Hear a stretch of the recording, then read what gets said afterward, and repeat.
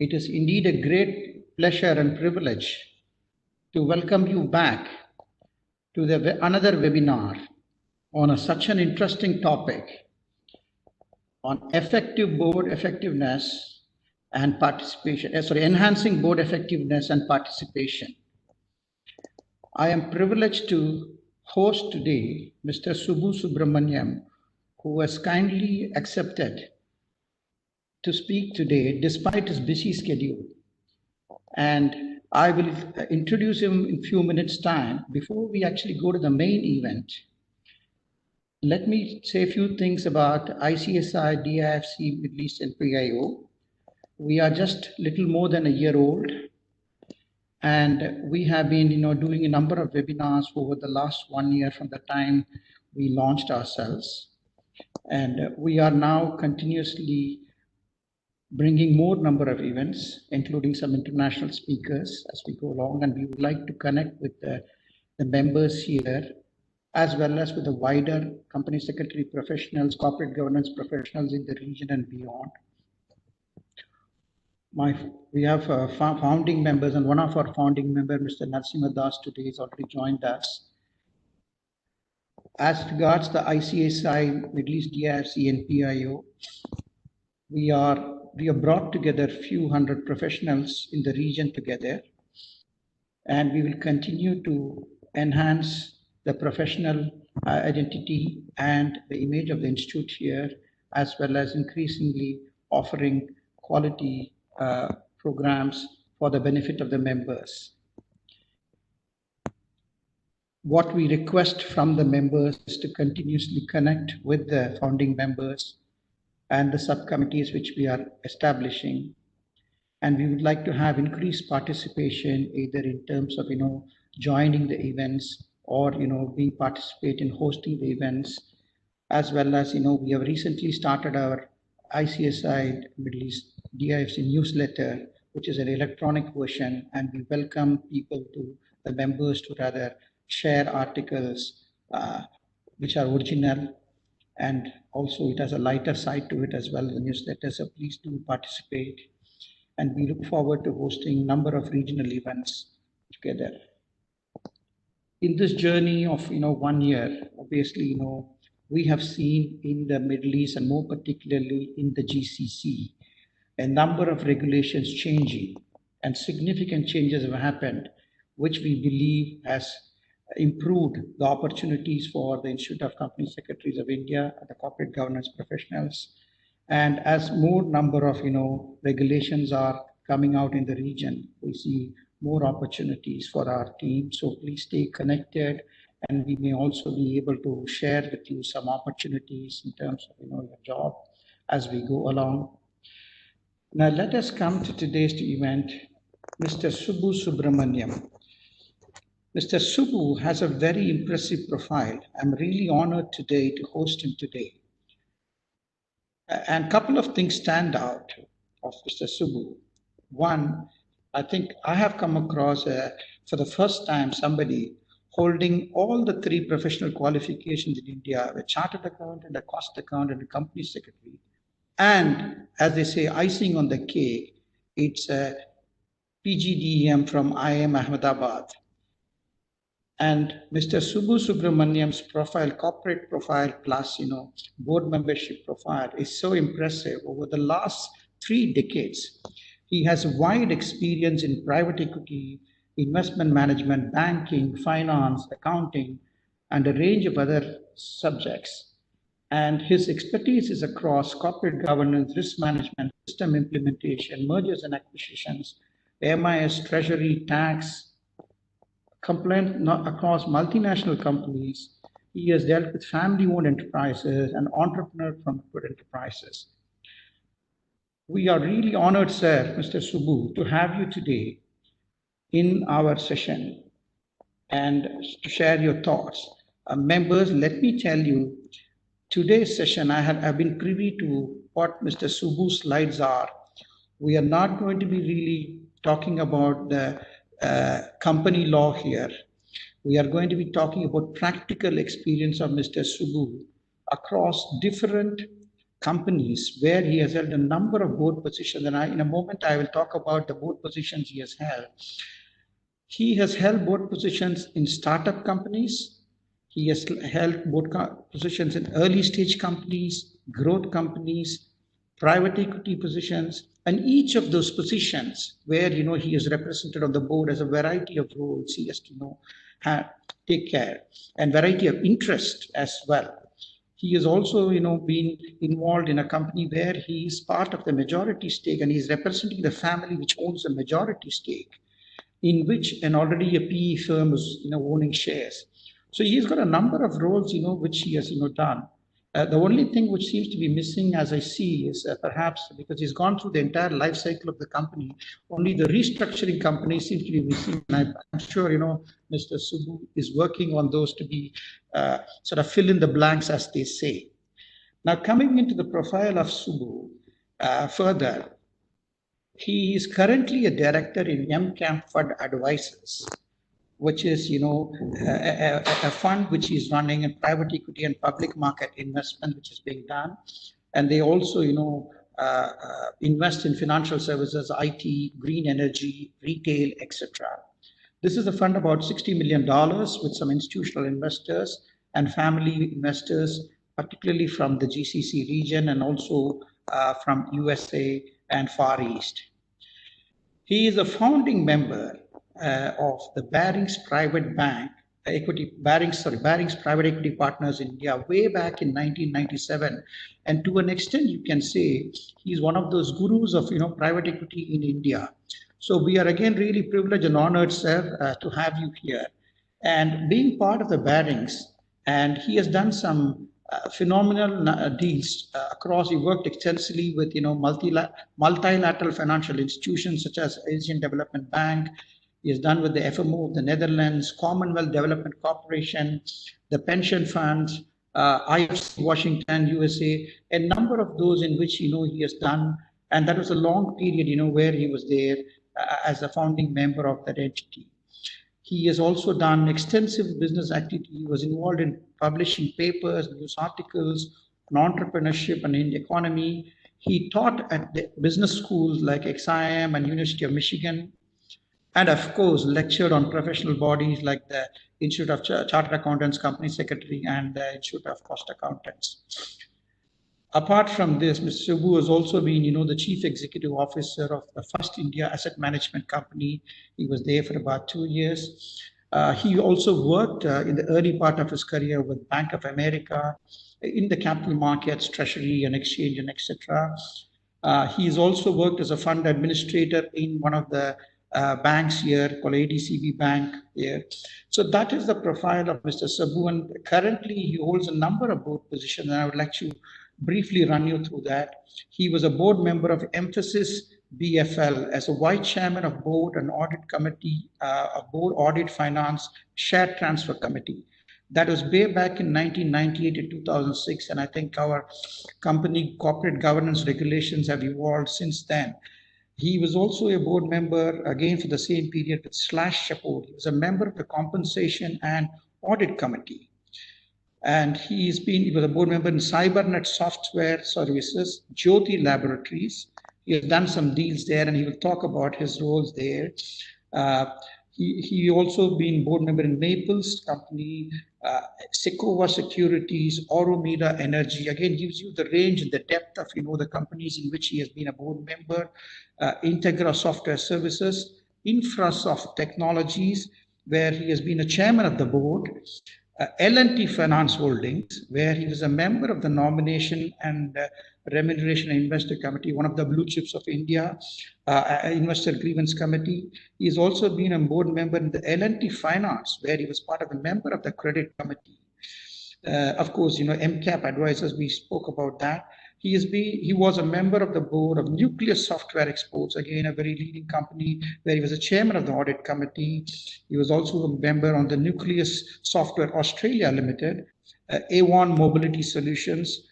Currently, he holds a position, Ganesha Ecosphere, which is a listed entity. He is currently a board member of the prestigious City Union Bank, a listed entity. He was the chairman of the IT committee risk management, nomination remuneration committee member, audit committee, and here you go.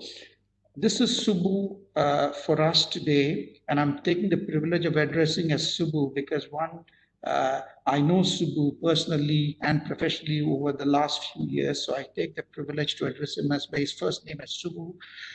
Subbu, welcome, sir, for this. And again, in terms of members, the topic being so, uh, I would say today being contemporary currently in terms of, how do you want to have the board members being effective and participate and contribute?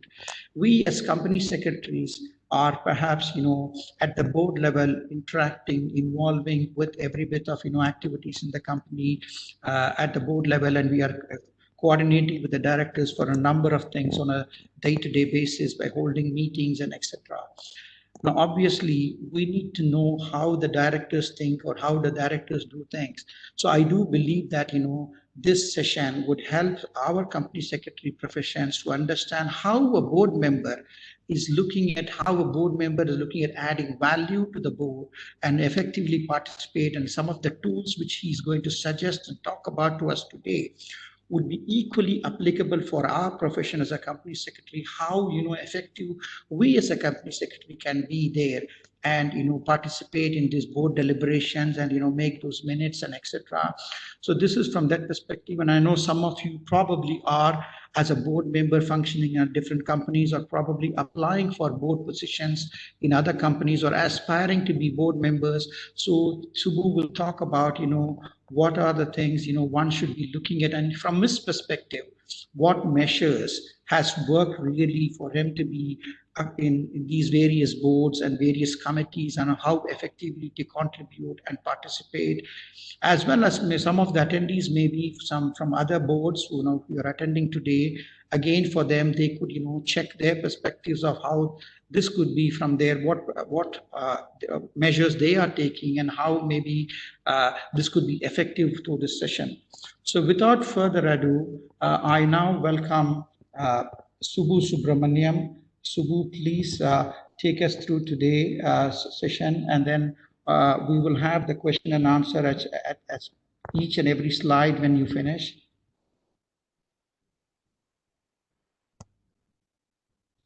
Good evening, friends. Thank you very much, Lakshmanan, for this generous introduction, warm welcome. And I only wish somebody from Ministry of Corporate Affairs was listening to the way you described me, then I would actually be on the Padma Shri list for the next year. We are possibly 11 months too early for the next year now. That is really kind of you. Welcome thank you to Lakshmanan, Narasimhadas, who are the members from DIFC who have made this possible. And I also welcome the participants. Some of them I have worked with closely in secretarial profession and or in other board positions. We have actually really accomplished company secretaries from Tata Steel, L&T, and practicing company secretaries from Bangalore who have logged on. I've had the privilege of working with all of them. We also have a representation from private equity and investment management in the form of Suresh Prabhala. Welcome, friends, and I hope I will not disappoint you in terms of what I have to share. The whole framework is one of sharing my thoughts, stories, shortcomings, successes in my journey as a board member of various listed and unlisted companies.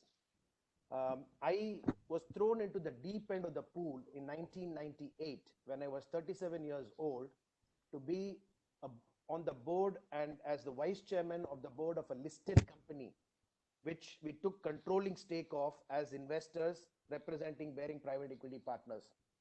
So it was baptism by fire. Until then, I had nothing more to do with company secretarial other than passing the exam and getting the membership. And here I was at the deep end of the pool. In my conversations with Lakshmanan, I was trying to understand why he chose me for this occasion.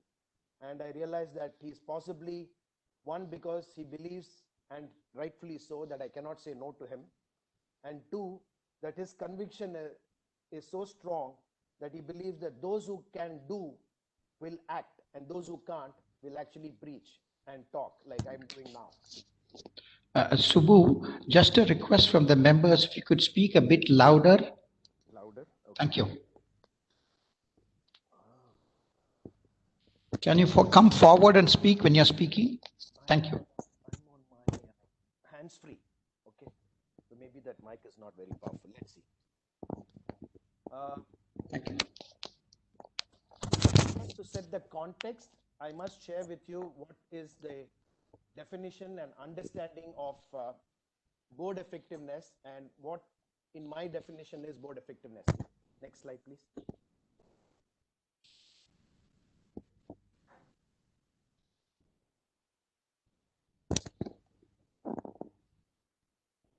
So board effectiveness is measured on the following matrices. The first is tracking and execution of the strategy, vision and strategy of the company. That's something that every board has to ensure that they are marching towards the common vision and adopting the strategy to get there. Of course, we have to also have the responsibility to ensure accuracy and integrity of financial statements using whatever we have. That is something that is expected of the board, and it's something that is not compromisable. Another very important dimension is the allocation of capital. Here I find that there are quite a few instances where this can be a little fussy.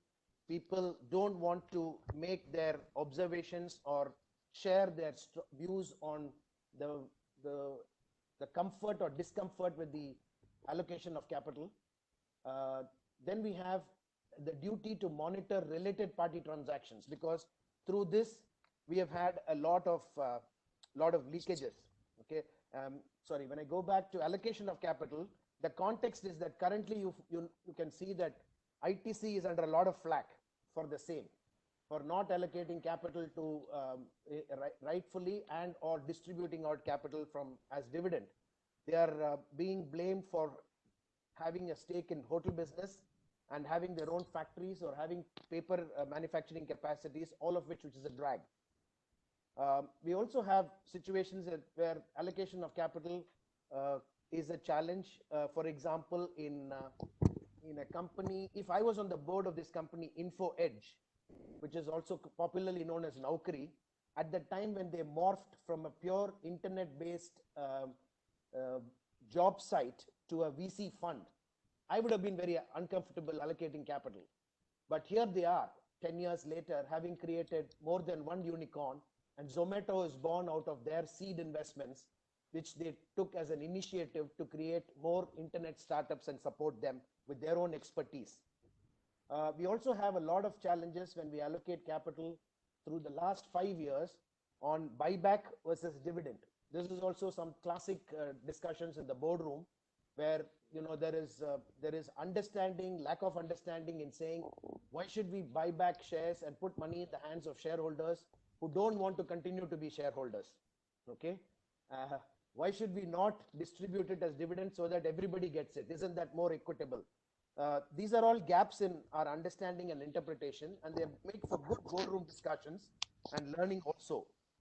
But this is a duty that is grossly on the table at the agenda or the expectation of a board in terms of what they should be doing and how they should be going about it. Then we have related party transactions. So in related party transactions, the context is, as long as the related parties are 100% subsidiaries, like in most IT companies which have to open offices in local geographies, that is a no-brainer. Here they have to do it for various reasons of licensing and tax efficiency or whatever. But the trick is actually when you start having companies in which you're not 100% subsidiaries. They are associate companies, they are subsidiaries in unrelated businesses, etc. And in some cases, there is only a minority shareholding, but a connected this thing. So all this, the context is that in the past, the company law used to seek to ensure again, there is a cross reference here between related party and allocation of capital. Old is section 370 and 372 in terms of how much you can invest or lend to companies, intercorporate and stuff like that, was cross-referenced with these transactions. And you have these necessary as disclosures. So it's coming up for scrutiny. And so it has to pass muster with the board. The board has responsibility to ensure that these related party transactions are scrutinized and they are at arm's length and beyond doubt. Typically in the past, 20 years ago, 30 years ago, before these regulations came, we used to have a lot of these bulk material handling companies like fertilizer companies and subsidiary companies having a large amount of warehousing or transportation contracts with related companies in the same group, because they were seen as the means to leakage of expenses, or the overstatement of expenses, leakage of income used to happen through them. And other extreme example of very small things that come up is the TTK group, where there are a couple of guest houses maintained by the family, and the people across the TTK group who use the guest house are charged 800 rupees or 600 rupees per night. So these things also get disclosed. They are insignificant. So sometimes I feel they should have a significant, a test of significance also, because it doesn't make sense to collate these numbers for 6,000 rupees a quarter and we go presented through the board to be presented in the annual reports. So we have to have the right balance in terms of the regulation to say related party transactions beyond a certain level and or material this thing. So, but squarely the responsibility lies with the board to monitor these. And I must say that, always, like in all businesses, market practice is always ahead of regulation. When regulation came in to say that, you must monitor these related party transactions, people started doing things differently. Until the regulation came, they were doing it in a certain way, and then they started doing it in a different way. We have some recent examples that were in the media of the Vedanta group not sending up the dividend that it received from Hindustan Zinc at a time when it was trying to squeeze out the minority shareholders of the listed company. And the sad part is that company has luminary board members, including the likes of former SEBI chairman, Mr. UK Sinha, Naina Lal, who is another banker of many years, and it earlier had the star former finance minister P. Chidambaram also associated with it. When it comes to related party transactions, what I would actually think of and suggest is that when you have a doubt whether it's a related party or not, it's better that we disclose. And from Subbu, I'm sorry, Subbu, to interrupt you. I think we are getting feedback. Your volume is not sufficient. So could you please adjust it? Let me see if this works. Yes, absolutely. From the board member side, we also have to be sensitive to related parties and ensure that we don't join boards of companies in the same industry. And that's a fine line, because how do you define industry? Is bank and NBFC, there is an overlap or there is not an overlap? If there is, or if there is a doubt, you disclose it and let it be cleared by the company's board that you're joining second. If you're joining two IT companies and your logic is that one is in products, the other one is in services, here again, I would suggest from our side, because the board is responsible to monitor and rule on these things, I think we should be making attempts to stay kosher, and disclose these things when in doubt, so that the companies that we join later should actually be comfortable as much as the companies that we have already joined, to say that I will join the board of an NBFC only if I'm cleared by the bank that I'm currently associated with.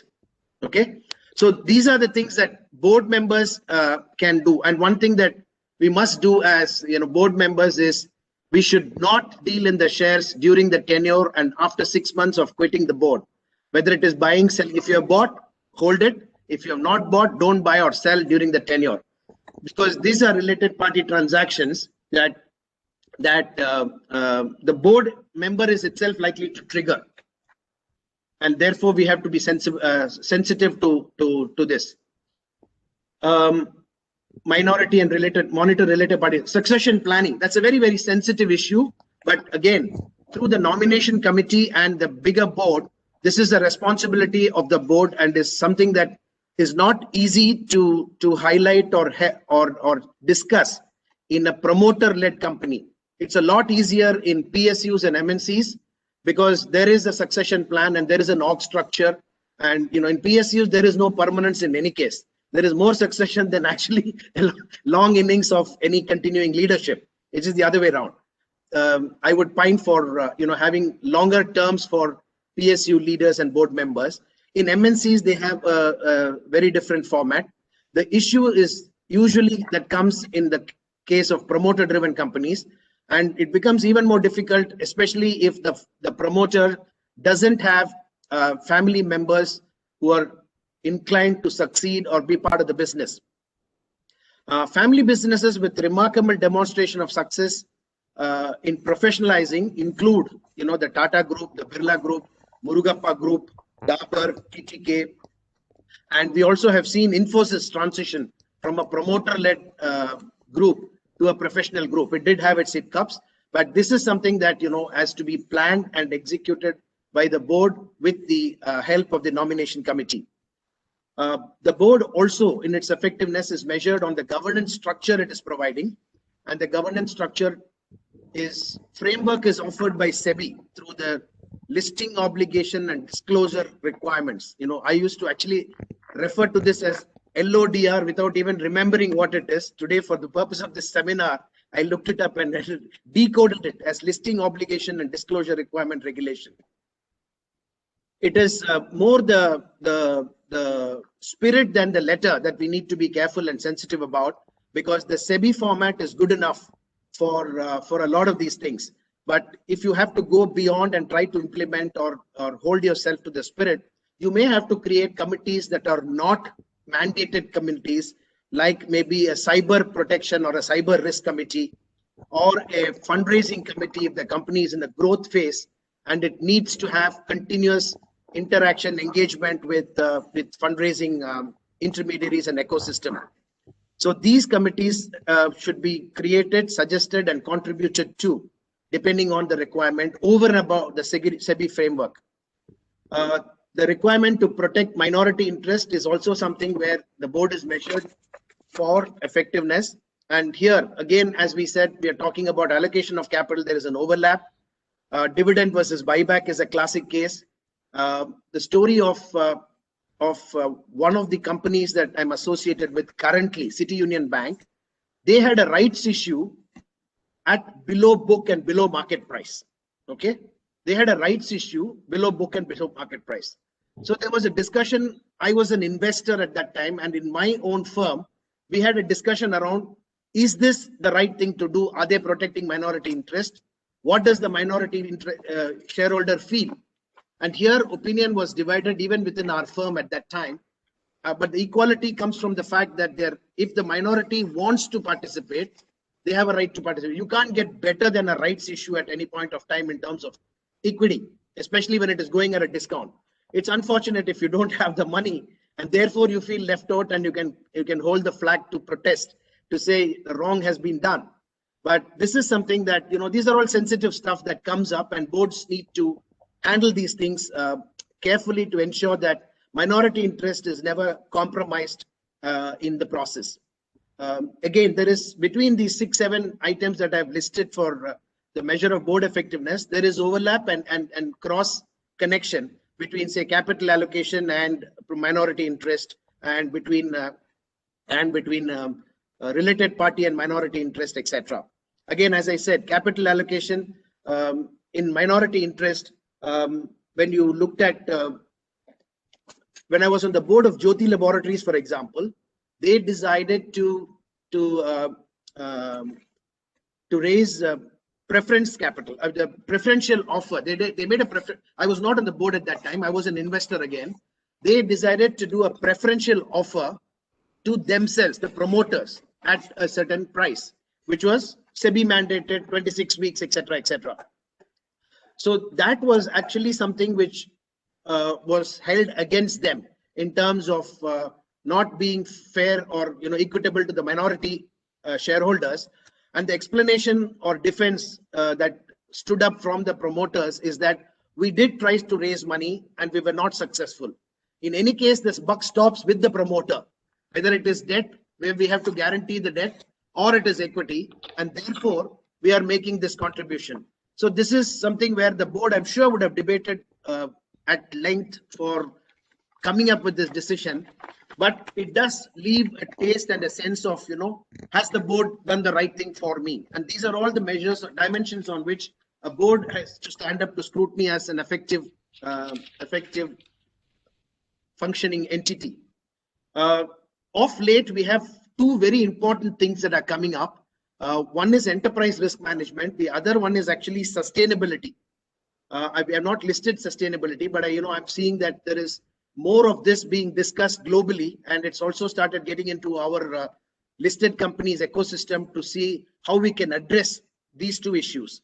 On enterprise risk management, the companies have to be at the board level aware of the business of the company and figure out the thinking process to encourage the ecosystem, the entire eco chain, the executive management team, to think about the process of risk management. When two instances that I can think about that again cross connect with capital allocation and enterprise risk management is one.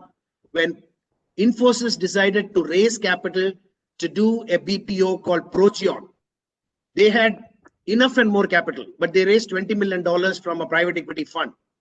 And there, the issue was they were trying to mitigate their risk, saying if it doesn't work, we have not lost a single paisa, right? But if it does work, they actually bought back their private equity fund at 5 times the $20 million. But during the phase that it stayed as an investor, the private equity fund, the parent company, Infosys, actually had de-risked itself from the potential uncertainties or lack of knowledge or track record of the new business of the BPO. In fact, I have used this myself as a professional when I went to L&T board and sold them private equity as an option to fund their acquisition of Satyam. They failed in the auction, but when I went and spoke to the CFO, I actually had to sensitize him to saying the CFO is also the CRO because we don't have a CRO yet. Therefore, Mr. Diostali, whom I had a lot of respect for as a professional, I told him that, he must take risk capital when it is available and it is something that is used instead of adding to the leverage and or putting out your capital and having a drag on it. This actually ultimately I couldn't participate as an investor in that acquisition because the acquisition didn't go through, but it certainly paid me off in my professional career because the board got impressed with the suggestion, solution, and the recommendation that I put with strong reasons. And ultimately, I think this is one of the things that actually got me my board position at L&T Finance when they were going public.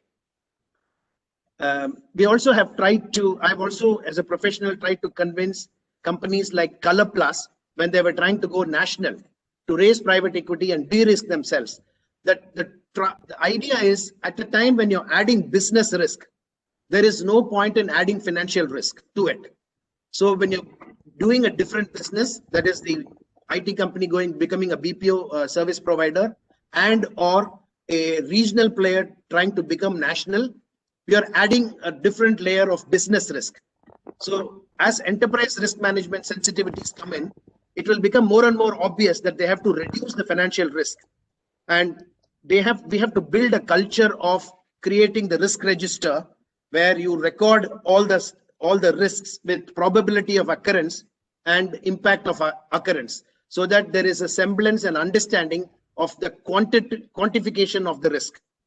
Lastly, of course, is the sustainability report that is now becoming part of mandatory for board reports itself. I've not seen too much of this in India, in my experience, although globally it's becoming big, and Indian companies like ITC and some others actually have started talking about it in their annual reports. Next. So what we are talking about is, if these are the measures on which a board's effectiveness, these are the dimensions on which a board's effectiveness is to be measured, then as a board member, what do we have to do? And what we have to do is basically get our act together. That means we have to get our A's, our C's, and our T's together in terms of a format where we as a board member drive to accomplish the objectives that a board is measured on for effectiveness. Next, please. So we're talking about the 3 A's, and it all starts with the appointment. When we talk about appointment of being appointed to the board, one of the things that has worked for me is that you try to understand why you're being spoken to. Then you have to be able to exchange notes to say, what are the mutual expectations? Do you have any expectations other than remuneration? Remuneration is one. If you're thinking that remuneration is critical, crucial, important, etc. But beyond remuneration, do you expect to learn something new in a new business? Do you expect to be able to connect the dots between what you have done in the past, or is it part of an industry that you have been, you have established network? So these are the things that one should be clear before jumping on to the board, because this is the gate. At this point, you have the option to evaluate, and you must use that to effectively be sure, doubly sure, reassure yourself that you are getting into a relationship of 5 years when you can't be fired. So this is a very tricky situation. If the company is upset with you, they can't do anything with you. You can always step off the board, but that's not the intention. You should give it your, you should also be comfortable to commit for 5 years based on your interaction, understanding of the business, and or what is expected of you and the people who constitute that board. Is it going to be easy to do business with the people?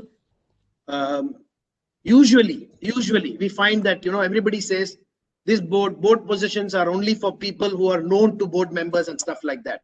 And I don't fault them, because if you look at any service provider or professional, when we do business, it's always easier to do business with people whom we know. Isn't it that much more difficult for us to do business with people we don't know? We have to establish our credentials, we have to establish our product, our company, our corporation, everything, before we even try to sell and engage with them. Therefore, to some extent, it is true that the board members are usually chosen from a good referenceability of thing.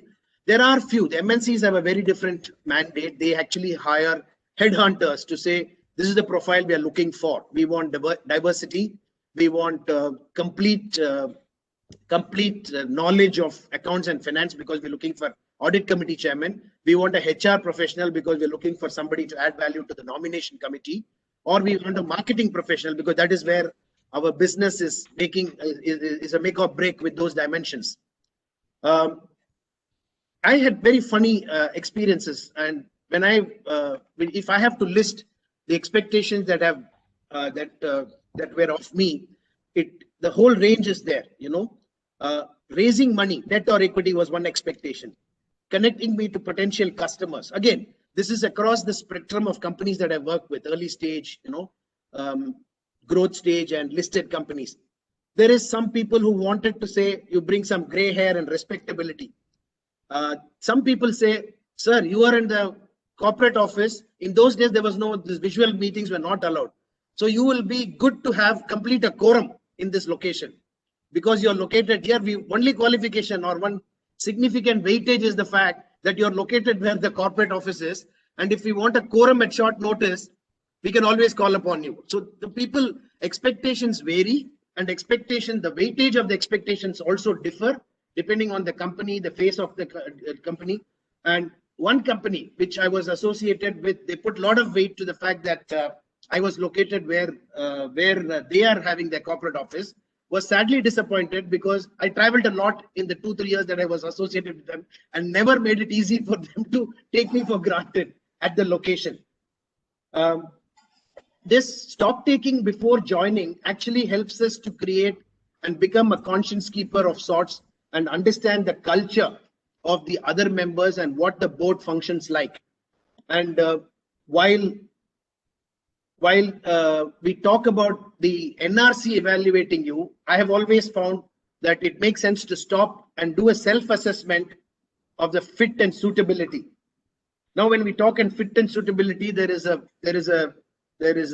lighter vein. There is something that crosses my mind, and that is, if you are once cleared by RBI as a fit and proper person for being on the board of a bank or an AMC or something, then that itself creates an entry barrier for others.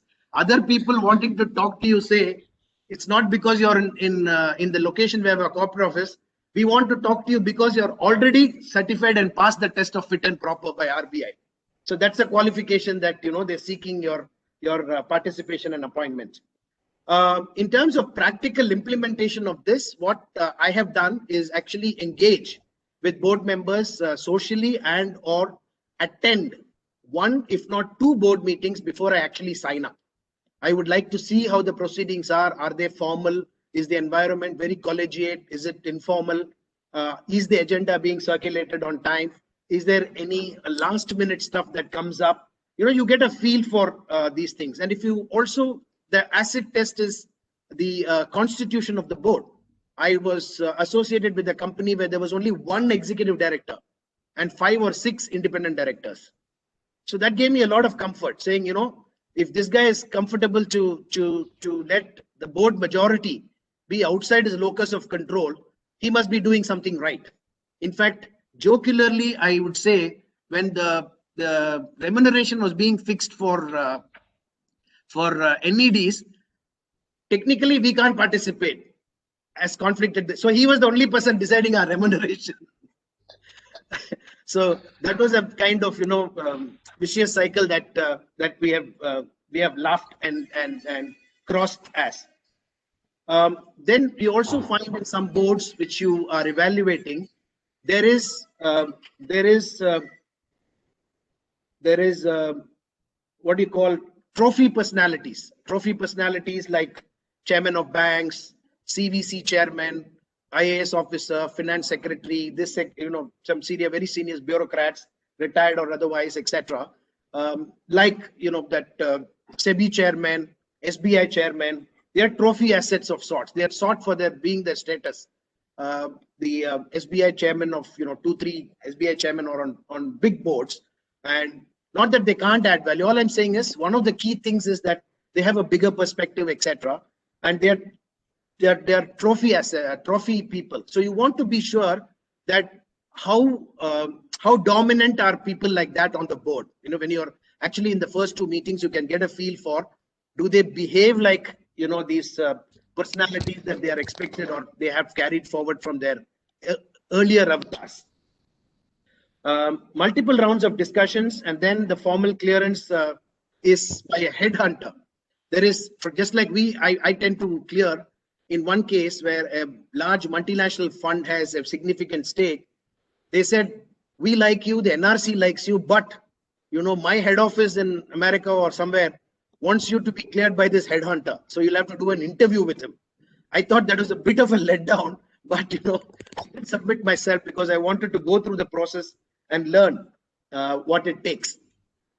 The other thing that you should actually do is use all your financial acumen to assess the financials of the company. And typically, while I'm saying what I'm saying, what I'm doing does not reflect it, which is basically try not to be with companies which are high debt, which means all banking and all NBFCs are ruled out. But I have been associated with one large NBFC and one small bank right now. That basically, if the amount of debt, is it a manageable amount of debt? Those are questions that you need to this thing. And, you know, as a director, when you're expected to take care of the finances and the governance structure of the company, I think we should also take care of ourselves, because we will get paid remuneration only if there is profit. So we also want to be sure that there is a sustainability of profit, so that if the remuneration concept includes sitting fees plus profit share, you want to be sure that the profit share will actually come. You don't want to be disappointed in the year in which you joined because the previous year there was a one-off profit. I would be very careful and sensitive to joining companies that are in polluting businesses. You know, what happened in Union Carbide in 1985-86. is something that's a nightmare that is fresh in my mind, because soon after that I went to IIM and there was a lot of activism in the campus at that time. 85 it is, I think, 84, 85. And Mr. Keshub Mahindra was arrested. In those days, that was a big thing to do, a reputed industrialist being held to the pollution standards that the company missed out on. So these are the things I actually use as filters for myself to look at before I consent to the, because a director has to consent. You actually have to give a letter. From secretarial practice perspective, say company secretaries will know that, I have to give a consent letter to be even considered in the NRC. So before you give the consent letter, there is a gate that you can hold open and take a peep into, so that you know what you're getting into.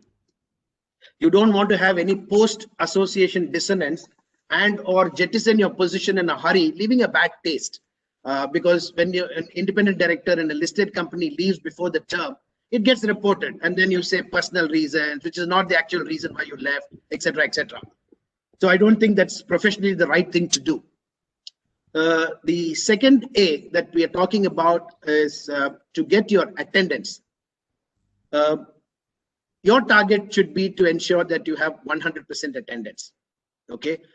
In fact, with the active proxy advisors being active, we have 2-3 things that are working for and against people in terms of attendance. They actually have recommended to vote against people who have not attended AGM and or more than, missed more than 2 board meetings or some things like that. They use whatever matrices they use to say, please don't vote to re-elect this person to the board because they have not attended the last 2 AGMs. Again, all this is changing in the digital world, but even in that format, one has to be clear that your objective is, having joined the board, you have to give it your 100% in terms of attendance. And attendance, when I say, it's not just physical presence, which was the demand of yesteryears, it's also the digital presence that we require today. And in digital presence, we have to not only physically be there, we have to also mentally and be there undistracted by all the digital gadgets and or the things that we have to take care of. I've had very embarrassing situations in the last 10 months in digital participation because I didn't have an UPS connected to my Wi-Fi. So when I was actually participating in the credit committee discussions, my power went, and because of that, my Wi-Fi blew. And then I was not heard for the next 5 minutes because I didn't know how to get the power back or what I can do to cover it connected to a UPS. So if you're taking your meeting from home, you have to have all this paraphernalia and ecosystem in place so that you have given it your best in terms of participation. And if you say participation is actually to communicate what you feel and whenever it is required. I have found that participation, there is a very interesting, I don't know, for lack of better words, a cliche sounding term that I say. It is not about saying something. Participation does not mean saying something. It is about having something to say. Okay, there's a difference between the two. But some people just believe that, saying something is participation. It's actually a waste of other people's time.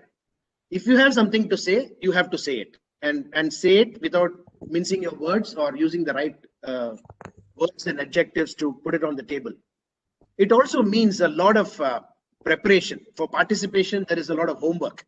I find that especially audit committees, if you have to attend, participate in an audit committee, there is possibly minimum 2 hours to maybe 6 hours of preparation that has to go into it in terms of homework. You have to make your notes. You can even seek clarification. You must even seek clarifications from the executive saying, I don't understand this. This has come up for the first time. So that 1, you don't have to waste other people's time. You may be the only one. 2, you also don't cut a sorry figure of asking something very obvious. It's a reason that many board members feel that they are embarrassed to ask in public.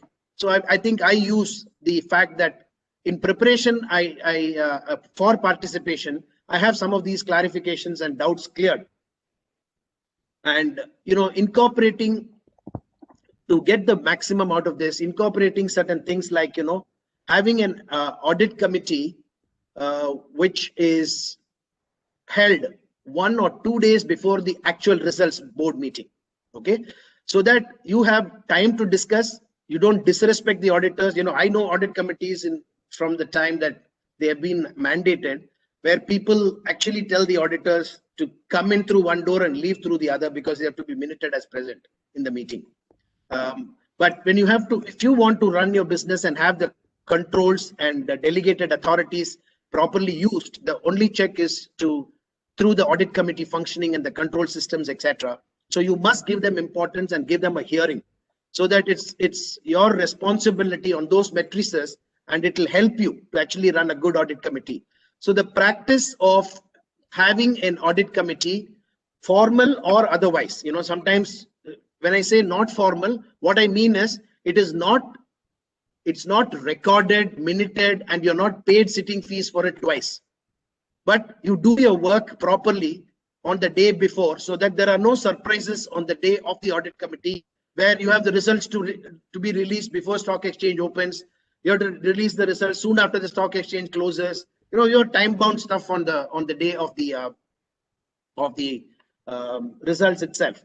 So preparation in attendance, preparation and participation, and overall to ensure that marked your attendance properly, you should be able to communicate and articulate questions, support, validate, and understand what is going on. Continuity. Sometimes join new, it takes 2 or 3 or 4 board meetings for you to understand the context. And this is where some of the tools that we suggest will help. There is what many people are now doing is creating an action taken report. So if you are joining the board for the first time, if you go through the agenda item of action taken report, you know what are the items that are pending. And you can then pick up to say, okay, this came up so long ago and this is being addressed now. So to get the context also, you need to have certain tools which we talk about later. But that's what I refer to as understanding and being in the present about attendance. But the third A is a very, very important A, and it starts with minutes of the resolutions and review, edit, confirm, and clarify for accuracy and clarity. Minutes is the most permanent record of discussions, if not decisions. Sometimes decisions are not minuted, just the decisions are. So it's a very, very important permanent record, and it will come back to help or hurt you in the future if you don't get it right. And this is something that one has to spend a lot of time and effort to ensure that after attending the board meeting, the minutes are actually reflecting the scope of what has been discussed, the spirit of what has been discussed, and the decision is recorded. Because when an investor does due diligence on a company to invest, one of the things they see as part of legal due diligence is the minutes of the company or the board or the AGM. So those records, if they are kept properly, will actually give the semblance of having had sensible board meetings, sensible discussions, and create the comfort for the investor, saying that this is a board-governed, board-driven company. It is a little bit of a pain because it's a little bit of a clerical activity. You need to be able to dot the I's, cross the T's, and it's very, very, very important. It's very, very important because, I recently had a situation where in a credit committee minutes of a meeting that I was part of, we discussed the credit proposal of a company called Somani Ceramics. Okay. But the minuting was done as so many, because in spell check, so many is an acceptable English. So many may not be. So while it's not material, I think those are the things that one needs to actually look at with a fine tooth comb, because instead of talking about credit to one company, it can give the impression that you gave the credit to many companies in ceramic business also, if the prelude is not caught properly. Minute is so important that I must tell you it's a goldmine of history also. I'm sure Parvatisam, who is here and participating from Tata Steel, will also be able to tell us and validate. But I can tell you from my experience with associating with City Union Bank, that the minutes being a permanent record of revealing, the bank actually went back. It's a 116-year-old bank. We went back to see how they handled the Spanish flu pandemic. because there was a board, there was a bank, and there was business. Okay, it's that valuable in terms of history. Reading the history books to understand is one thing, but understanding the context in which your company did what it did is extremely useful and helpful. Context may be different, but the other thing that we discovered, even better than this fact, that City Union Bank has an uninterrupted track record of paying dividends for 117 years in a row. We did not know that till in the 100th year, when they were creating a centenary book. They read through the minutes and found out that minutes had dividend year after year. That's the importance of minutes. It cannot be overemphasized, and that's the learning of what I have seen. I was associated with one company in which I represented the family alongside a majority investor. Lakshmanan introduced it the other way around. The private equity investor was a majority shareholder, and the minority was the family. I represented the family on the board because they were not comfortable as to what this animal called private equity is. So I sat with the promoters on their side. After explaining to them clearly, though I have been nominated by you, my objective is to ensure that I will recommend and implement what is good for the company. You can fire me as your nominee, but you can I can be professionally kind to you and discuss this with you the previous day. That's about what I can do. If you're not comfortable, then we can both go to the table and say we are not comfortable. And if you have shareholders' rights, you can exercise it.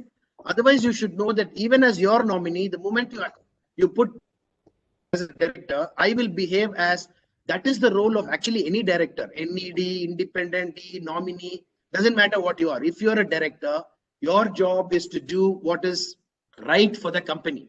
So in this situation, we had a very difficult thing where over 2 board meetings, the private equity fund was pushing to acquire a related business, what they thought is a related business. And the family was not comfortable with it.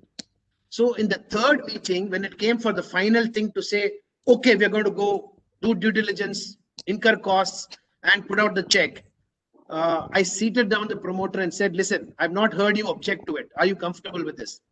Are you saying that you are with it, or are you having any discomfort? He said, no, sir, I'm not comfortable, but I don't want to confront them. I said, this is your last chance to record it. Either way, if you do not put your dissent on record, you cannot say if this thing blows up later that you were not comfortable with it. As a board, you're part of the decision. So please put it on the table if you have a dissent, because this is what is going to help you tomorrow. Ultimately, it came to a stage where the family decided that they don't want to confront and they were not comfortable.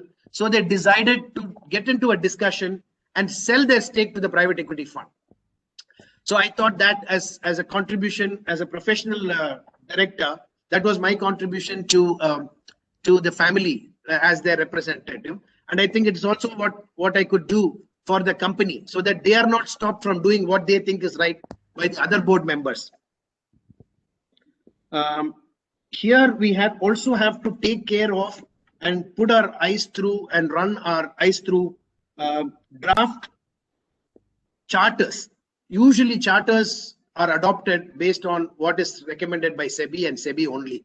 And that is the letter of the whole thing.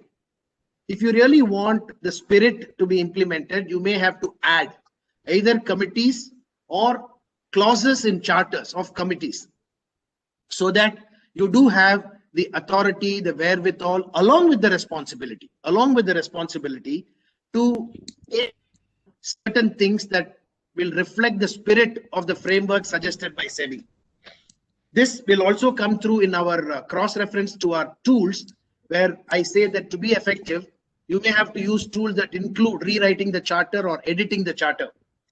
And when I'm at minutes, I must share that Sundareshan, who is possibly on the call now, and I have worked together to actually deliver minutes of board meeting within 24 meeting being held. And that's only because, and there was no secretarial standard to say it must be done within 30 days. We used to do it within 30 hours because oftentimes we forget what we discussed last month, last quarter, which is why the secretarial standard says you minute it within 1 month. Sundaresan and Parvatisam was also possibly a part of the team at that time. We came up with we crafted a strategy to say, we have the agenda, so we know what the resolution is going to affect in.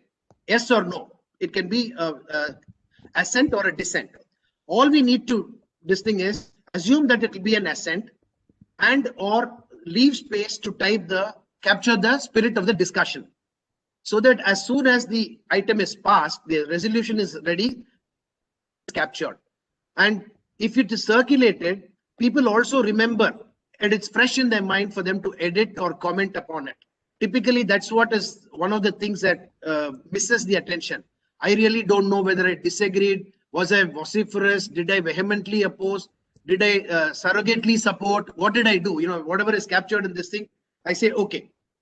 When we talked about culture, when you're evaluating or being admitted to the board, I also say that cross-reference it to say you must get to understand the culture. The culture of every board is different. There are companies that believe in creating the consensus and doing everything only with 100% consent. And they even withdraw agenda items if they have one dissenting director. So all these things, I mean, you may not be lucky to see that in the first 1 or 2 board meetings that you participate in before you get admitted. But if you can get a feel for how the board, these are the questions that you can ask some of them, saying that, do you agree? How do you record dissent, etc. Draft charters. Next, please.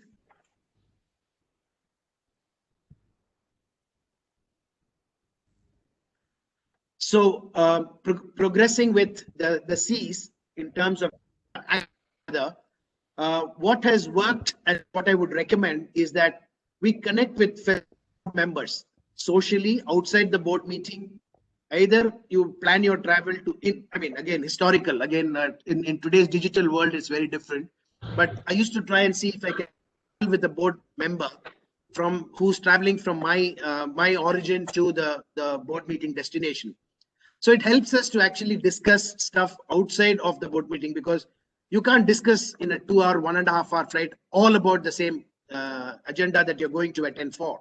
So you do end up, you know, understanding the board members and understanding the motivation why they joined the board sometimes, you know.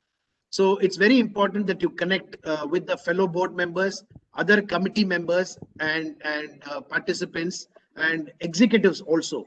One of the things that I profess, because I learned it from some senior members of the board independent director community that I had participation ability, I mean, right to, is that you must connect with and ask through the board to connect with your grandchildren of the board. What I mean by the grandchildren of the board is the one down or the reportees, all the reportees of the CEO. You should create an ecosystem where every quarter one business discipline comes and make a presentation. So it's about HR policy, etc. One board meeting. Another time it's about facilities. Although you may actually not be interested in knowing how many million square feet is there in the factory or how many people are working in the software center in Bangalore, it's good to connect with these people who are one downs to the CEO, because you'll also get their body language to say, are they threatened by the CEO's presence? Are they speaking up when they're asked certain things in the context, etc. It's very, very important. And when you do decide on remuneration, what we do is actually try and let the remuneration that you fix, the structure of the remuneration that you fix, flow one level down up to the reportees of the CEO and the executive. That then is duplicated as a network downwards. That's why it's very important in connecting with the one downs. I call them grandchildren of the board. We have the executive directors and the CEO as the level, as the children of the board in some sense. Of connecting, I have emphasized before, highlighted before, you must communicate during and after the meetings. And, you know, while Lakshmanan highlighted my academic accomplishments and qualifications, I must say that one of the things that has helped me be a very effective board member is my power of languages. I can speak Tamil, Telugu, Kannada, Malayalam, Hindi, English, little bit of Bengali and little bit of Gujarati. And sometimes it helps connect with the ecosystem in their local language, especially if it is off the board meeting. And there are risks also in some board meetings that discussion breaks into a language that you don't follow. And typically the words I've heard is when people, if it breaks into Tamil, I'll have some non-Tamil speakers, people saying, "Hello, Sibu, inge va." One Tamil word will come from the non-Tamil speaking person, sensitizing you that they didn't follow anything. Similarly, we have to use the social settings of annual events, do budget or strategy meetings off-site, so that you connect with business unit heads, grandchildren, maybe some great grandchildren of the board, and who is running. You get comfort around, is this business in good hands? Does this guy know what he's talking about? Is this guy saying what he's saying because he's not convinced, but he has to say that while he works for the CEO? Those are the things that are very important pointers and have to be used effectively. These are opportunities you get once a year. Strategy meeting, budget meeting happens once a year. And those meetings you must ask for, because the traditional meetings that you have to declare results is 4. Other than that, you must have at least 2 board meetings. The frequency also is important. And you must have one where, there is no operational agenda discussed, but, some strategic stuff discussed. Collaboration across committees, because there is, between risk management, IT strategy, IT and NRC, there is a cross connection and reference. Today, if you look at the structure in a bank or an NBFC, it's very difficult to.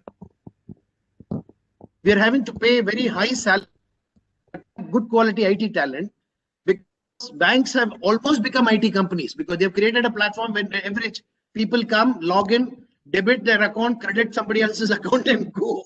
So it's basically an IT infrastructure company for a large part. So if you put that person under the NRC structure of just what a banker is paid, you will not be able to get the right IT talent. Or if in an IT company, like I faced in Mphasis, we used to have a bunch of bankers led by Jerry Rao as the promoter and founder of Mphasis when we merged it with BFL, who used to be very unhappy as underpaid professionals. The only difference was they were underpaid bankers, but market paid or overpaid IT professionals at that time. So that is the context in which NRC has to also connect with other committees to be able to cross-reference it. And that's why it's important that we collaborate and connect with these guys. The executive team on practical difficulties needs a lot of empathy. I've seen board directions that are very unrealistic. Before the next board meeting, the next board meeting will be around the corner. Give a Herculean task. So it's for one of us to stand up and say, boss, what you're asking for will take so much of effort, will require so much of data. And today, it's not about where to get the data. It is how to sieve the data to get the relevant data. The filtration of the data is more important than when I started in 1998 in my board. There, seeking data was the primary thing. Now it is sieving data to make it relevant for board consumption. Therefore, that you stand up and then you empathize and say, you're putting something unrealistic, you're demanding something unrealistic of guys. No, GST returns cannot be filed by so-and-so date. This is not something that is a fair expectation. You can't expect this fellow to do, this within this time frame. Usually it is, we will say that there will be no table items or no last minute agenda items. But we ourselves will say, I have to get clearance to join the board of another company in the same industry now through the NRC. So NRC was not what NRC convened to do and do ESOPs, but then it'll have to discuss another agenda item where you break the rules. So if you have to hold certain standards, we have to lead by example. And there are times when you don't treat the executives as opponents. You have to collaborate with them and empathize with them. We talked about culture is one of the important C's. Is it formal? Is it informal? Is it collegiate, etc.?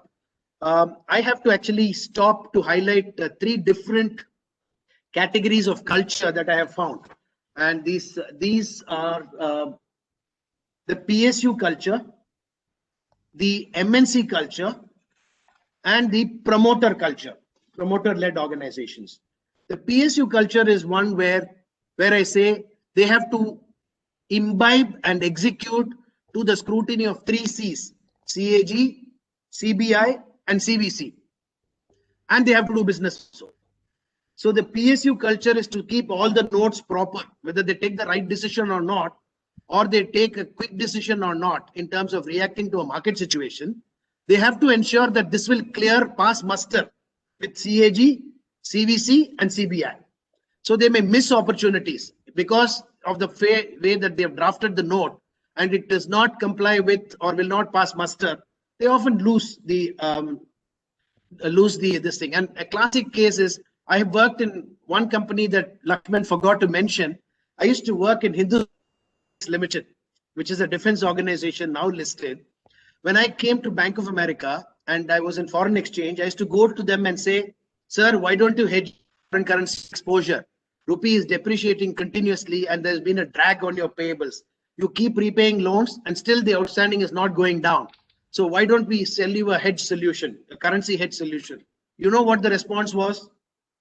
Subbu, God forbid, a loss. I will have, then there was no CVC. I will have CAG and CBI on me, especially because you're a foreign bank. And as of today, SBI does not offer this, so I'm not going to do it. They have actually done a disservice by trying to comply with and, be a part of this format. It was a big challenge to be able to drive home this inertia to get out of this. At the same time, while we say that, PSUs try to comply with all these things, I think recently I shared an article with Lakshman where PSUs are being non-compliant for appointment of women directors, for appointment of independent directors, for constitution of certain committees, and they are happily paying fines to SEBI. The amount of fine was actually a mind-boggling number. It's sad because there are so many professionals from among even the people who are attending today who are, happy to offer their services to the board. They said, go and register in this website. Then there is an independent entity called Institute of Directors. Nobody is able to actually make these things as an impact to be able to say, why should PSUs pay fine? They'd rather pay remuneration and sitting fees, and have some value add. When I'm able to find that thing, I was not able to access it today, but I will definitely share it. There was a time when Shipping Corporation did not have a quorum of directors for a long time, because there were only nominee directors. There was no independent directors on the board for a long time. Then there is the MNC culture where you have to imbibe the MNC practice. Good, bad, ugly, I'm not going to make a judgment on, but the textbook is written, published, and printed in Oxford University Press or some other place outside the country. And that's the handbook that you'll have to follow. Good and bad, because there will be challenges, not just in the culture, but it's also creating conflicts. For example, I would dread to be on the board of an MNC called Pfizer India today, because Pfizer has not submitted its COVID vaccine, has refused to submit its COVID vaccine to the drug authorities. How can you be part of the board when you're actually non-compliant with the local regulation or challenging it and saying that you don't want to do business in India? For what do you exist? Pfizer India is what? So, and there was another situation, painful, and I'm very happy that I was not on the board. I used to dread that position. This was the royalty paid by GlaxoSmithKline Beecham Consumer Brands for the Horlicks brand to its parent Glaxo. Horlicks was present only in 2 markets, Malaysia, some parts of Africa, but the biggest market was India. And the brand was being built and kept alive and reinforced by all the advertising expenses that was being done in India in that balance sheet and P&L. But they used to charge 4% or 6% royalty for that brand, which is being nurtured and kept here to their parent office. That's a great conflict. And I think there was some shareholder activism and challenges. Ultimately, of course, they sold that business to Hindustan Unilever about a year and a half ago. So I would dread to be on boards like that. This is what you need to evaluate even before you join, because you cannot resist that when you're part of that board, because then you get fired. But because you can't be fired, you will have to be pliant before you get appointed. If you're comfortable being pliant, be my guest. If you want to speak your mind and feel comfortable and sleep well at night, you don't want to be on that board. Maybe it's some MNC, maybe they pay a lot of money. But if you find that there is conflict, there is something that you're not comfortable with, you should be happy to be outside it. Then there is the promoter-driven board culture, right? Where the personalities can be mercurial or fairly ordinary. Usually what I find as a talking point about promoter-driven companies is that there is a risk appetite and an appetite to try new stuff and allocate capital to new initiatives of an unsatiable amount. Okay, it's the board in their capital allocation decision needs to curb some of these things. But we can't fault them because entrepreneurs think very differently from the managers. Hindustan Lever will do product innovation of the Lux soap or the Lifebuoy soap in terms of wrapper, presentation, who is the brand icon, etc., or the distribution. Typically, for it into new business is a long drawn discussion, which will go from India first eastwards to Hong Kong or Singapore, where their headquarters. From then it will go westwards from Hong Kong or Singapore, Asia headquarters to their Asia Pacific or regional headquarters in London, or then go to America, whatever the stopping points are. Entrepreneurs have an unsatiable or well-defined risk appetite and innovation and a penchant to try new things. So there is a necessity to indulge them.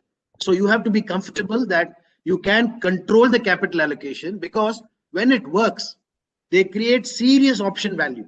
As I said, the example of Naukri, that's InfoEdge, when they morphed from job website to being a venture capital and nurturing entity for early stage companies, they've ultimately created a unicorn in Zomato going public now. Who am I to say that, you know, then entrepreneurs shouldn't have been indulged? I'll be saying the wrong thing, right? So if I had dissent, either I can saying that we must try this, or if they're not comfortable, then you actually have to, I'm not comfortable with this, I can quit the board because of this. So there are three different cultures that come across, and one has to be aware and sensitive to three different cultures. Then there are, of course, professional company boards that, you know, these family organizations we talked about, the groups like Tatas and Murugappa groups and Daburs and all. Again, I wouldn't envy anybody who was on the board of Tata Sons when there was crossfire. Okay, what is right, wrong? Nobody knows. At least I don't know. And if I was on the board, will I know? Very little, because there is a lot of history. They were friends before. One person was chosen by the other person, but then was chosen. Then they fell out for whatever reason, and then there was an acrimonious separation. So I'm very happy that, you know, I'm not on that board at the time when some things like this happen, because we cannot shy away from conflict, because it's as much a part of our duty to resolve conflict. But you can be careful about not walking into conflict. Okay, you know, when you have succession issue where two brothers are fighting and the doyen is an 85-year-old person, you can get a sense of whether there's going to be conflict or not after that, and whether there is acceptance of handing it over to professionals. Then there is in culture, we also talk about diversity, and diversity brings very interesting depth of perspective. The dimensions that, I mean, I can see in myself after being chartered accountant, cost accountant, and a company secretary. When I did my MBA, my perspective, my understanding, my appreciation of marketing was very different. Before that, as a pure accountant, I would say these guys bullshit, you know. After that, I started empathizing with the marketing guys to say, okay, they have so much to do in so little budget. They have this budget which they now have to pull out from actual advertising to digital advertising. This is an emerging, and nobody knows, but, you know, we have to help them to try it out. So my ability to empathize with the function because of this additional MBA qualification is something that I've seen value in terms of my own self-development. Therefore, I believe diversity actually helps to add perspective across marketing, legal, HR, finance, education. I've seen educational professionals. I've seen IAS officers had a very different sociological dimension to certain things. You know, when we talked about the floods that affected a particular state, the IAS officer actually shared with us saying, of course, the state has to say that the damage is 5x of what the actual this thing is, because they are claiming for funds from the center. So they have to blow it up. The center has to say that it is less than X, because then it settles at X as or 1.5X, which is close to reality. So initially here that the flood has caused so much damage, so many acres of crops and so many lives, etc. You should know that this is the bureaucracy and the machinery at work trying to create a impression with the center so that they get more funds allocated to them. I mean, this is a perspective that I did not have. But these who go from state to center and back to state again as chief secretary bring a very different dimension. And I had the ability to actually be on the board when microfinance in Andhra went through a tumultuous time, when they announced that microfinance loans need not, loan waiver was announced of sorts, and SKS Microfinance and some of them actually went belly up and to come back from having a phenomenal Phoenix like rise. So definitely the depth of experience comes from diversity. I'm very happy to state that 2 boards that I was associated with, that is Nucleus Software and Jyoti, are the first companies on the listed stock exchange to have 50% women on their board, 50%. It's a combination of family and professionals, but the fact is they have 50%. They have achieved certain norms that are not stated for whatever reason they have done. And it's a good thing to know that, people are also not doing this just to check the box. Many people appointed lady members of the family on the board, and it will be more obvious because there will be a surname which a Gupta or an Agarwal or a Patel or a Shah or a Subramaniam or a Narayanan or a Lakshmanan or whatever, and nothing but the wife of the promoter or the executive director as the lady member, because they had to comply by the 31st of March of a particular year.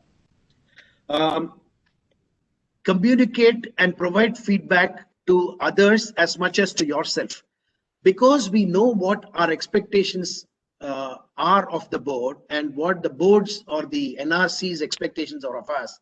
It makes sense for us to continuously evaluate and reflect upon what the proceedings are, so that we are able to provide feedback to ourselves and or to the members of the board, saying that we shouldn't have spent so much time on discussing this. And these things are all triggered by very small things. I can share an anecdote which is actually almost like a joke, right? Where one disgruntled employee who was given a car by the company disappeared with the car. So when the internal auditor reported, he made a statement saying the fixed assets register is in order, etc., etc. But there are some fixed assets where the management does not know where it is. He was actually referring to this car because the employee has disappeared with that. This was discussed in the audit committee in terms of ramification for about 40 minutes. They said if the car's RC book is still in the name of the company, it is being used for criminal activities. Who will be liable? Will the board get a notice? If the insurance has not been insured and it meets with an accident, won't the liability come to the company? All very genuine concerns, but it does not warrant a 40-minute discussion around that topic. So we have to be able to see that we are able to communicate and enhance the productivity of this thing. Conflict resolution between board members, when there is difference, depending on culture, resolve it, or you depending on what it is. Conflict resolution, consensus building actually go with each other. They are subset. Next, please. I'm running out of time, Lakshman. I'll wrap up in 5 minutes. Now, Subbu, I would like to make an announcement here to the attendees. Yes, we are extending the session by 15 more minutes. because it is so engrossing, and Subbu is able to share so many real examples in his career. Subbu, we are going to the next slide, and after that, we will take some questions. Okay, this is your slide, the next slide. Okay, so we come to the last part of getting our act together, which is dot the I's and cross the T's, as I said. And here we're talking about time management. Time management is done by, experienced secretarial practitioners actually get involved and or associate to say drive agenda formats. Agenda formats can be classified into administrative, which is, bank account, signatory change, etc., statutory and compliance. Today, I must say, board agendas are 40 to 60% for statutory and compliance purposes. Depending on the industry in which you are, it is at a minimum level of 40%.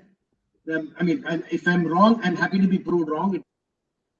It's 10%. A third of the agenda for sure is statutory and compliance, and the rest of it is only business.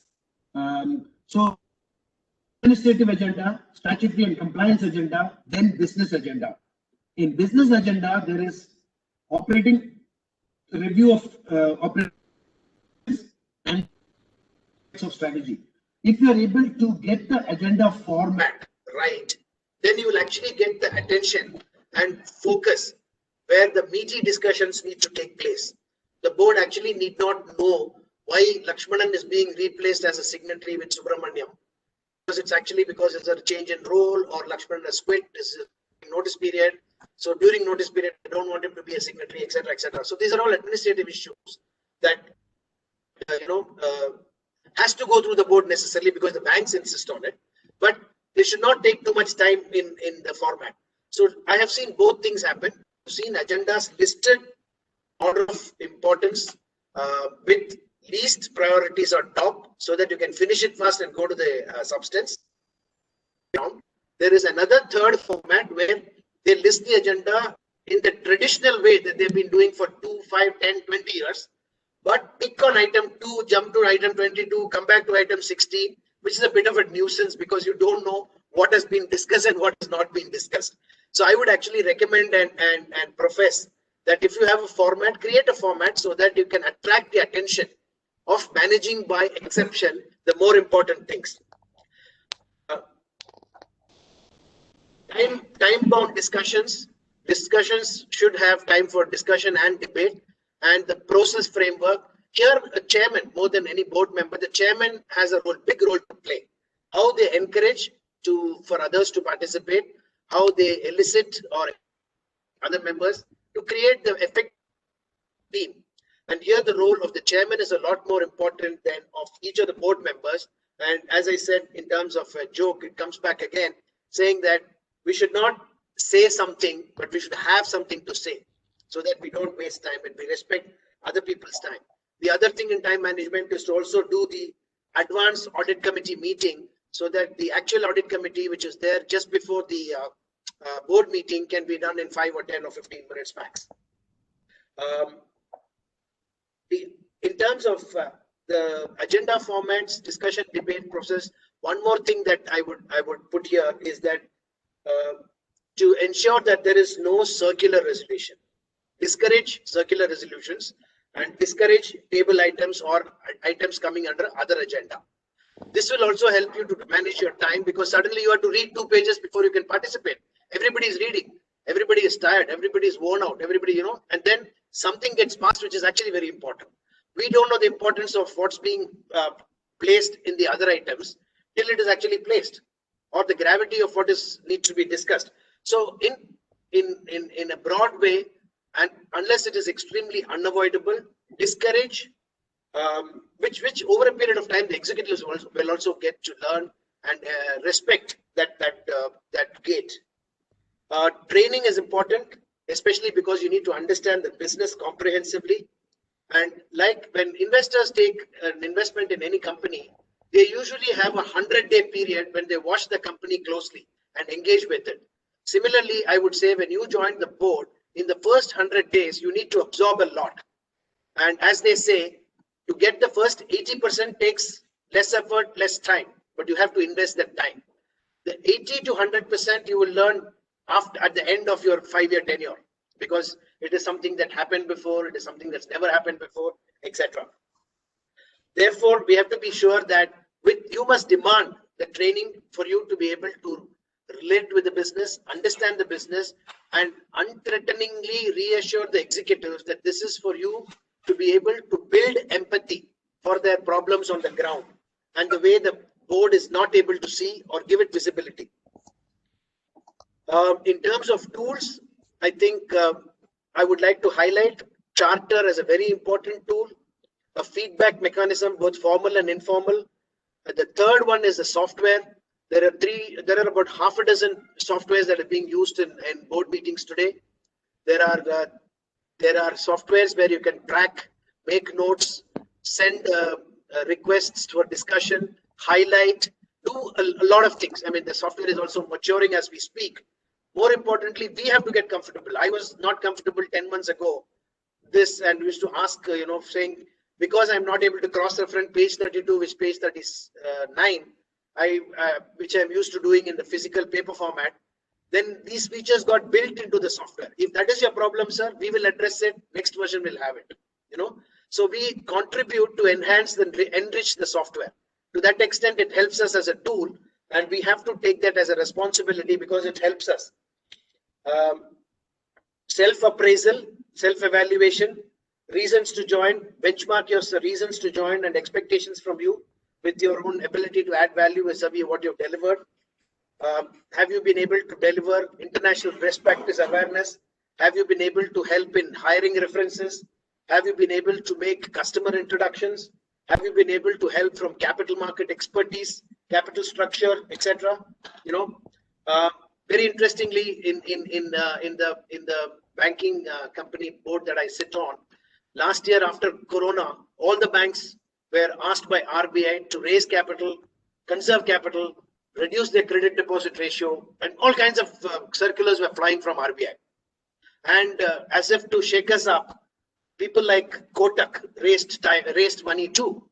But that's because they had another agenda. Uday Kotak had to reduce his holding to 25% or 20%, which he had committed to RBI, and he didn't want to sell a single share. So his capital adequacy went from something like 15-16%, which is twice the adequacy required, to 25%. But there was a fear signal to say, will we run short of capital? You should take capital when it comes. If we don't have capital, if we don't take capital now, will we get it later? So to be able to do a stress test using your risk management framework, etc., at this enterprise risk management level, to say, unless this number blows, your NPAs go to this, you don't need capital. You're already at 15%. You're expected to add some profits this year. And if that is wiped out and you also have to draw into last year's reserves, will you actually go down to 10-11%? That's the call that you need to make. I have known companies who have made knee-jerk reactions. And unfortunately or fortunately, these companies that I was associated with in the past. In the history of corporate world in India and listed companies, there has been only one instance where a company declared dividend at the board, interim dividend, transferred the funds to a bank account, and then canceled the dividend. It has never been done. Bank did not know what to do. The company wanted to implement it because they were panicking about the situation in terms of how bad can Corona be? Are we being stupid if we put out this money, etc., etc.? So there have been some knee-jerk reactions through the Corona period, and I think it's a knee-jerk reaction because the dividend was a 15 crore outlay, and the cash balance of the company was 550 crores. To that extent, it has not made a difference, but it actually became a laughing stock. I actually felt very funny that the bank or the board and or the executive team should feel so scared that the last 15 crores is what's going to save them, not the 535 crores that they have. That's about what I have to say. Next slide, please. So what I have to say is board effectiveness starts with you, the board member, because we control our actions in terms of participating in the board, but we never control the outcomes. As Bhagavad Gita puts it, you do your part, don't expect the outcomes to be what you want them to be. To that extent, if you want to be part of a board, effective board, you contribute to it on the measures that we have listed, add to them if I have missed out any, and enrich yourself in the process of making the board effective. Thank you all. Thank you very much for your patient listening. Thank you very much, Subbu, for a fantastic presentation, what you've done for us today, sharing many live examples from your journey with various boards, and as well as, other companies. First of all, my apologies for, missing out some parts of your CV because it's too long and you have done too much. So apologies for that. I have a couple of questions, and obviously we are waiting for some questions from the members, participants as well. We have about 8 minutes or so. First thing is, I like the approach or the interesting perspective you have given about it starts with you. It's with the me approach. And I'm sure, it has worked well for you across in your board tenure of, last about 2-3 decades or so. The question to you is, Subbu, obviously you have been, in different companies in your different life cycle. Does this approach work for whether you are being approached for a company to be on a board as a startup phase? Is it a growth phase, or is it a family-owned entity? Is it a nominee position? Would it work across everywhere? And I'm sure, there are members who are also looking at, if this is going to be my first board position being offered, should I grab it with both hands, or should I be asking all those questions and take it up? Your thoughts, please, Subbu. So it is not a one-size-fits-all. In fact, in one of the companies which is listed, when I was first sounded out, I decided to speak to other board members, a couple of whom I knew, and I think the promoter did not appreciate or relate with it, and possibly felt insulted and did not call me for a meeting with him, which was supposed to be scheduled after the first call. But that's something that you have to take on your chin, because you have to sleep well at the end of the day. Now, when I say you choose your board positions based on what is expected of you, typically, Lakshman, the early stage companies expect you to bring stuff that will keep their cash registers ringing. Okay, cash registers ringing either through P&L, which is customer connections, or through balance sheet, which is investor connections. This is what they want, because early stage companies are mostly in cash burn situation, and that's one thing that they are worried about. So every CEO has the option to keep his cash registers ringing through the P&L, that is through doing more business, billing, making profits, generating cash flow from it, and keeping meeting his payment obligations, or through the balance sheet, that is raising more money to fund the losses and the growth, etc. So usually early stage companies want you mostly for one of these two things. You want to be sure that you can contribute, you want to contribute, you're inclined to contribute, you're not excited about contributing. So 5 years ago, I was very excited. Today, I'm no longer, for example. It changes for us also. It's just as companies go through life cycle, professionals like me also go through a life cycle.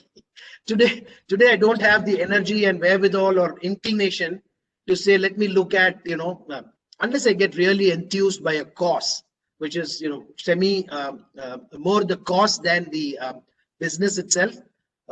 Maybe my priorities would be to join a non-profit board and do these things rather than join a profit board to do these things if I have to.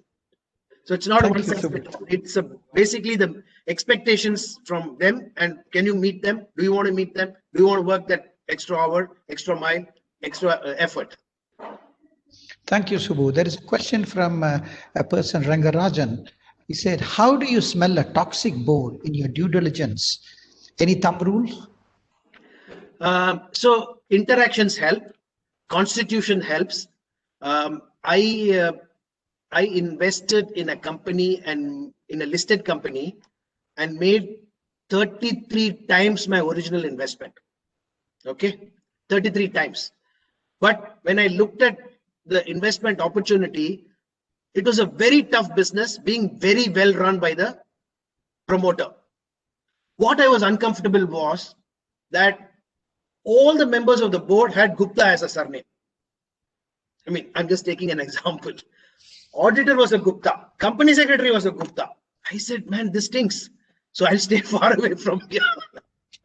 Then I went to a discussion and saw how the board meeting is conducted to understand and relate that Gupta is a very common surname, like a Subramaniam or a Srinivasan in Madras.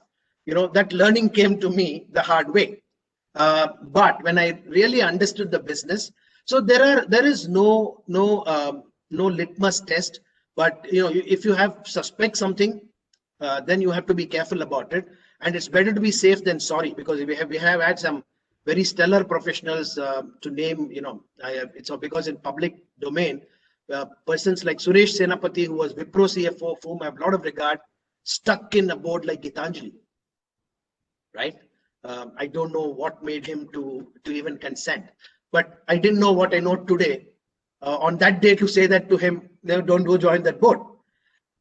So typically the structure of the business, the high leverage business model, some of these things are things that are pointers. That is more from a business side, not from the board constitution side.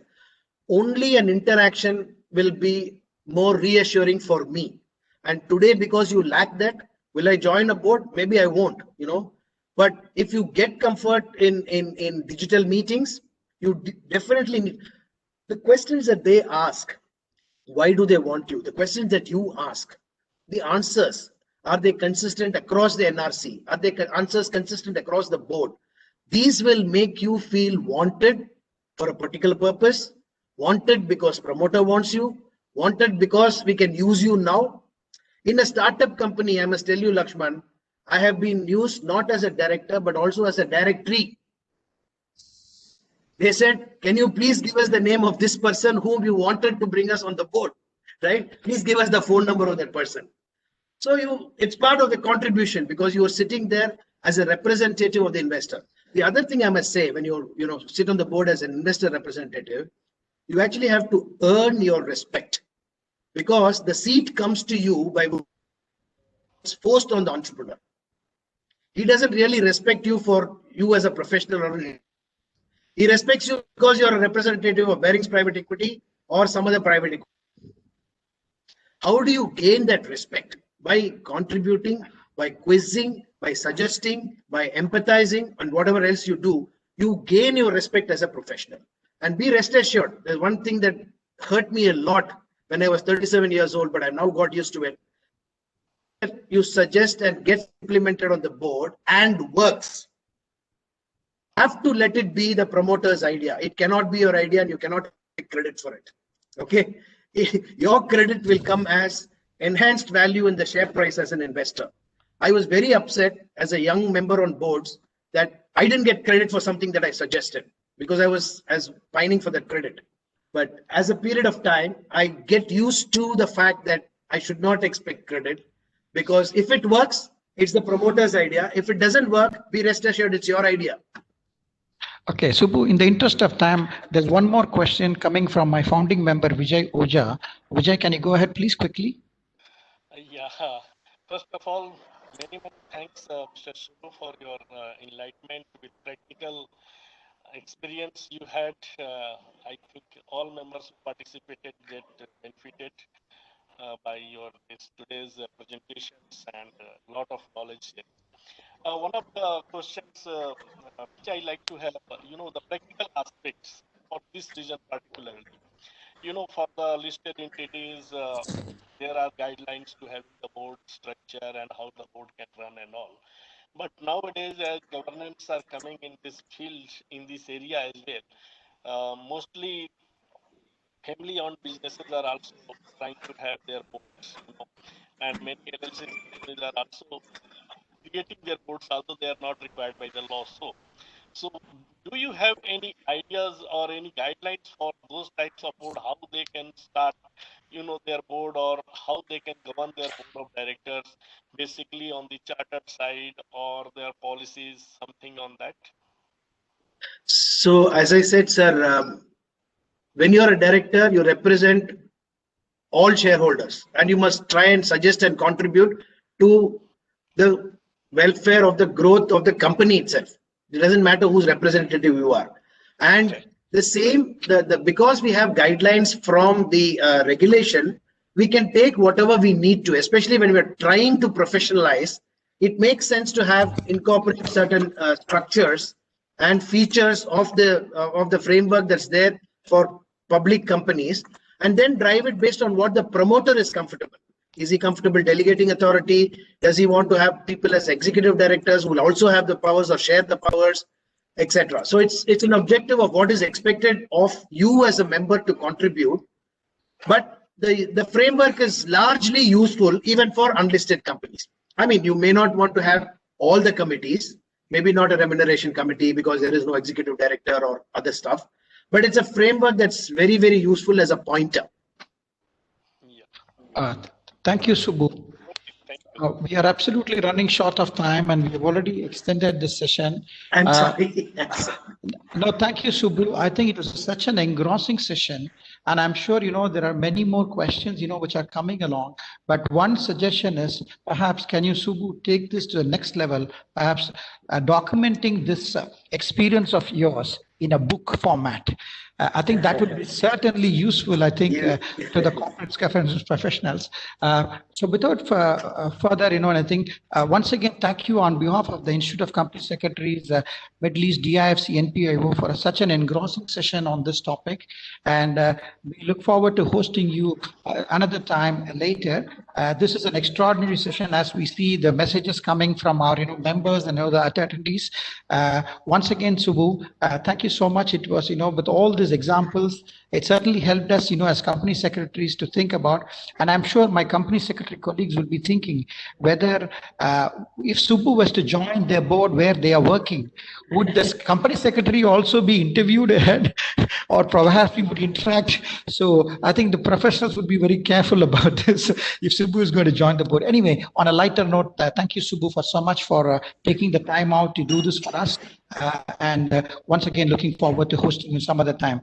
Thank you all attendees for joining this today. It has been an extraordinary session and we look forward to, bringing such sessions going forward during the later part of the year, including perhaps an international conference at some stage. Have a great evening and have a great weekend. Thank you. Thanks a lot. Thank you. Wish you all the very best. Thank you.